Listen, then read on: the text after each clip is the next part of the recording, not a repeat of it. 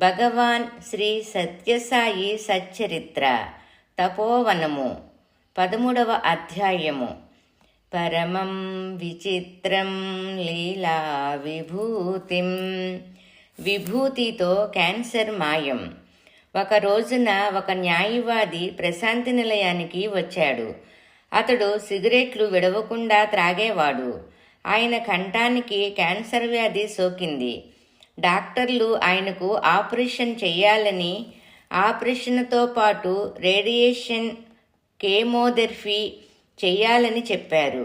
ఆ వైద్యం చేయించుకునే ముందు స్వామి అనుజ్ఞ తీసుకుందామని అతడు వచ్చాడు.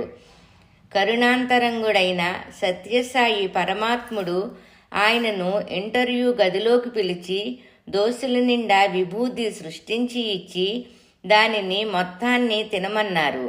ఆ విభూతి నల్లని రంగులో అతి చేదుగా ఉంది. స్వామి ప్రేమగా బుజ్జగించి మొత్తం విభూతిని అతని చేత తినిపించారు. ఇంటర్వ్యూ తర్వాత ఆయన బయటకు వచ్చి కాఫీ కోసం క్యాంటీన్కు వెళ్ళాడు.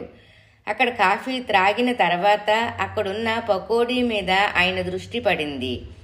ఆ కోరికను ఆపుకొనలేక వెంటనే ఒక ప్లేటు పకోడీ తినివేశాడు.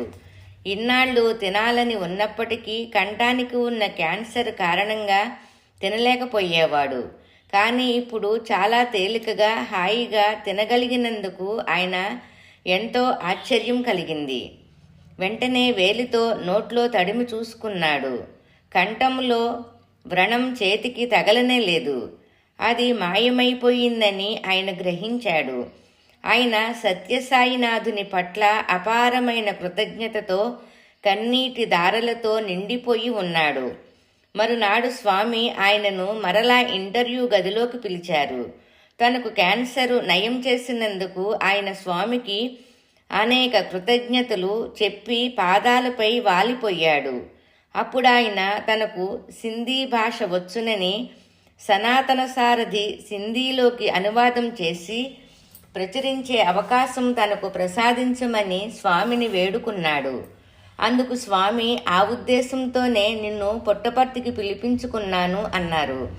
ఆనాటి నుంచి ఆ న్యాయవాది సనాతన సారథిని సింధీలోకి అనువాదం చేసి ప్రచురిస్తున్నాడు.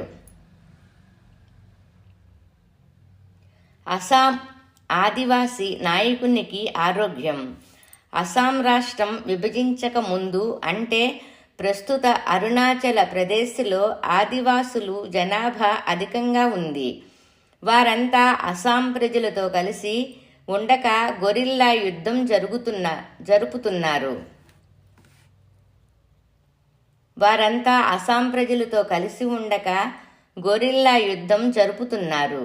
ఆ రాష్ట్ర ప్రభుత్వం ఆ ఆదివాసులను భారతీయులుగా కలుపుకొనటం కోసం ఎన్నో ప్రయత్నాలు చేస్తూ ఆ ప్రాంత అభివృద్ధి కోసం కోట్ల ధనం ఖర్చు పెడుతూ హాస్పిటల్స్, రోడ్లు, పాఠశాలలు ఏర్పాట్లు చేయటం వంటి అభివృద్ధి పనులు చేయసాగింది. అయినా ఆ ఆదివాసులు అంగీకరించటం లేదు. అటువంటి పరిస్థితులలో ఆ ఆదివాసీ తెగనాయకునికి అంతుపట్టని వ్యాధి ఒకటి సోకింది. ప్రభుత్వం అతనికి ఎన్నో రకాల వైద్య సహాయం అందించింది. కలకత్తా పెద్ద హాస్పిటల్లోనూ, ఢిల్లీ పెద్ద హాస్పిటల్లోనూ అతనికి పరీక్షలు చేయించారు. కానీ ఏమీ ఫలితం కనిపించలేదు. అతడు ఎటువంటి ఆహారము తినలేకపోయేవాడు. తిన్న తిండి అరగక వాంతులు రూపంగా బయటకు వచ్చేది. ఇంకా ప్రయోజనం లేదని అందరూ నిరాశ చెందారు. ఆ సమయములో అతడి హోం సెక్రటరీ అయిన శ్రీ రాజావారికి అతనిని శ్రీ సత్యసాయి భగవానుని దివ్య సన్నిధికి తీసుకొని వెళితే బాగుంటుందనే ఆలోచన వచ్చింది. అందుకని భారత ప్రభుత్వం అనుమతి కోసం దరఖాస్తు చేశారు. చిట్టచివరికి ఆ తెగనాయకుడే కాక మరొక 28 మంది కలిసి ఒక జట్టుగా ఏర్పడి భారత దర్శన్ అనే యాత్ర పేరుతో పుట్టపర్తికి చేరుకున్నారు. పుట్టపర్తిలో దర్శనం కోసం కూర్చున్నప్పుడు స్వామి సరాసరి వారి దగ్గరికి వచ్చి ఎక్కడి నుండి వచ్చినారు అని ప్రశ్నించగా తాము అస్సాం నుండి వచ్చినట్లు ఆ సెక్రటరీ జవాబిచ్చారు. గో ఇన్ సైడ్, లోపలికి వెళ్ళండి అన్నారు స్వామి. వెంటనే అందరూ బిలబిలమంటూ స్వామి ఇంటర్వ్యూ గదిలోకి పరుగు వంటి నడకతో వెళ్లారు. స్వామి దర్శనమిచ్చి ఇంటర్వ్యూ గదిలోకి వచ్చి హస్తచాలనంతో విభూతి సృష్టించి ఆ తెగ నాయకునికి ఇచ్చి తినమని ఆదేశించి తన సింహాసనంపై కూర్చున్నారు. ఏమీ ఎరుగనట్టుగా స్వామి ఎట్లా వచ్చారు అని అడిగారు. ఆ సెక్రటరీ తమ దర్శనం కోసం వచ్చాము. ఈ నాయకుడికి కడుపులో ఏదో సమస్యగా ఉన్నది. ఏ చికిత్స వల్ల నయం కావటం లేదు. కలకత్తా, ఢిల్లీలలో కూడా ఆ రోగం అంతుపట్టలేదు. ఏ ఘన పదార్థం తిన్నా జీర్ణించుకోలేకపోతున్నాడు. అందువల్ల అతడి ప్రజలకు మన చికిత్సా విధానాలపై, హాస్పిటల్స్పై విశ్వాసం పోతోంది. ఆ ఆదివాసులకు ఈ నాయకుడు చాలా ముఖ్యుడు. మీరే ఇతని వ్యాధి నివారింప సమర్థులు అని మొరపెట్టుకున్నాడు. స్వామి ఏం పర్వాలేదు, అంతా నయమైపోతుంది అని అభయమిచ్చి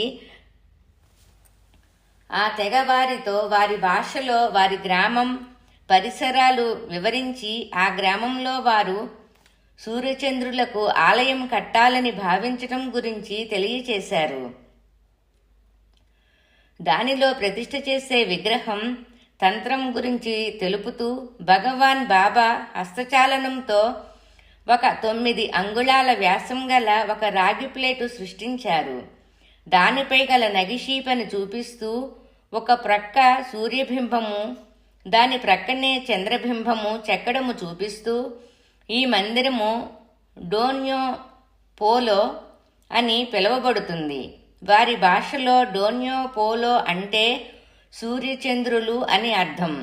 ఆ మందిరములో ఆ యంత్రాన్ని ప్రతిష్ఠ చేసి పూజ చేయమని ఆ నాయకునికిచ్చి దైవారాధన అన్ని వేళలా మంచిదని, జంతు బలులు చేయవద్దని చెప్పి విభూతి ప్రసాదము పాద నమస్కారములు అనుగ్రహించి సంతోషపరిచి పంపారు. ఆ ఆదివాసులంతా నేరుగా క్యాంటీన్కి వెళ్లి పలహారం టీలకయ్యి కూర్చున్నప్పుడు ఆ నాయకుడు అక్కడ చూచిన తెల్లని గుండటి పదార్థము తనకు కూడా వడ్డించమన్నాడు. అతడు ఆ ఇడ్లీ తింటే అక్కడికక్కడ వాంతి చేసుకుంటాడో లేక ఏ కడుపు నొప్పితో మెలికలు తిరిగి బాధపడతాడో అనే సందేహం ఒక ప్రక్క పీడిస్తున్న స్వామి ఏమీ భయం లేదని అభయమిచ్చారు కదా అని అతనికి ఒక ప్లేటులో ఒక ఇడ్లీ, కొంచెం చట్నీ ఇచ్చారు. అది సెకండ్లో తినేసి బాగుందని మరొక ప్లేటు తీసుకుని తిన్నాడు. అందరూ ఆశ్చర్యంతో చూస్తుండగానే ఏళ్ల కొద్దీ ఘనపదార్థము తినని, రుచి చూడని అతడు వరుసగా ఒకదాని వెంట ఒకటి 32 ఇడ్లీలు వెంటనే తిన్నాడు. అది వారికి ఎంతో విచిత్రంగా, ఆనందంగా అనిపించింది. ఈ బాబా సామాన్య వ్యక్తి కాదు. కొద్దిపాటి విభూతితో ఏళ్ల తరబడి బాధపడుతున్న నన్ను నిమిషాలలో రోగ విముక్తిని చేశారు. ఈయన సాక్షాత్తు భగవంతుడే. మన గ్రామంలో కడుతున్న మందిరం గురించి చెప్తూ మన ఇష్టదేవతలైన సూర్యచంద్ర ప్రతిబింబములు సృష్టించి ఇచ్చారు. మనం ఆయన నిర్దేశించినట్లు నడుచుకోవాలి అని అతడు తన బృందం వారిని ఆదేశించాడు. స్వామి దివ్య విభూతి ఆ ఆదివాసీ నాయకునకు ఆరోగ్యం కలిగించిన ఈ విషయం విన్నప్పుడు సత్యసాయినాథుని ఆహేతుకమైన దయకు ఎవరైనా అంజలి ఘటించకుండా ఉండగలరా? పరమం విచిత్రం లీలా విభూతిం. విశిష్టమైన బాబా విభూతి ఆరోగ్యాన్ని ప్రసాదించటమే కాదు, విచిత్రంగా అవసరాలను కూడా తీరుస్తుంది. కెనడా దేశస్థుడైన పేటరన్సన్ ఒక గొప్ప వ్యాపారవేత్త. ఆయన తన వ్యాపారపరంగా ప్రపంచమంతా పర్యటిస్తుంటాడు. ఆ విధంగా ఒక పర్యాయం పేటర్సన్ భారతదేశం వచ్చినప్పుడు ప్రొఫెసర్ భగవంతం గారి కుమారుడైన డాక్టర్ బాలకృష్ణను కలిశాడు. బాలకృష్ణ ఆయనను తన ఇంటికి ఆహ్వానించారు. దేవాలయం వంటి వారింట్లో పూజావేదిక మధ్య సింహాసనంపై అమర్చియున్న స్వామి అందమైన ఫోటో ఆ పేటర్సన్ను మహాశయుడు చూశాడు. ఆ చిత్రములో ఉన్న దివ్య పురుషుడెవరని ఆయన అడిగాడు. అప్పుడు బాలకృష్ణ వారితో బాబా గురించి, బాబా దివ్యశక్తుల గురించి, బాబా కరుణ ప్రేమల గురించి, మానవ జాతిని ఉద్ధరించడానికి సాధు సత్పురుషుల ప్రార్థనపై బాబా అవతరించిన తీరు గురించి వివరించి చెప్పాడు.